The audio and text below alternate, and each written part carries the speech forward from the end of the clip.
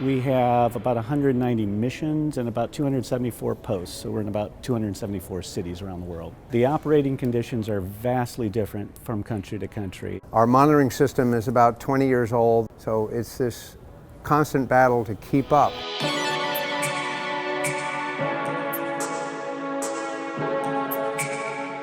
The diplomatic reception rooms were established way back in 1961 when the building opened, really created to serve the Secretary of State to host events, to meet with foreign dignitaries. We were doing just fine with the lighting we had, but there were many, many light switches to turn on. So it took about 30 minutes to shut down the rooms. We have just upgraded the dimming system, replacing a system that was 23 years old, 3.5-inch floppy drive controlling it. We've installed an electrical monitoring system for our building here that has about 60,000 points that we monitor for energy usage. The reason we use smart meters, it initially started out for tracking what our energy use was and tracking our baseline of activities. Because of smart metering, we're able to address things like energy efficiency and resource efficiency, but we're also doing resiliency and more reliability in the services that we're providing at the embassies.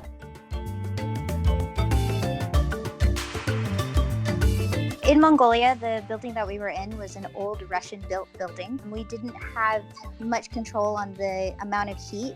It was -40 outside, and people wanted to open the windows because we were sweating. One of the things that we wanted to do with the smart metering program was to give the embassy as much independence as possible. We can have engineers back here peek in and take a look what's going on in Africa and not have to send $250,000 worth of engineers over to a post to take a look. We use what's called the Eaton for Seer monitoring system. It's very good at looking at large groups of data. We look at the main power coming in. We look at our emergency power system very carefully. We look at critical power, which is used for computer rooms and special areas. In this building, we have now cut our energy usage by approximately 40% in the last 10 years. The type of platform that we use for all of our smart meters, we started out with a blank slate because since all of our embassies are a different year, they're a different age, we have a slew of different technology. So we had to create a platform that was agnostic. New technology, new interfaces always come out, and we wanted to make sure that we were sort of future-proofing the ability to grab energy and interpret it. Some of the success stories that I find for our smart metering actually go back to our engagement with the host country. Many people will say, well, we can't do smart metering because power grid's always down or the internet's always down. And many times we have our officers in the field, they can say, you know, we're talking about smart buildings. Did you realize that this building here, the American Embassy, is a smart building?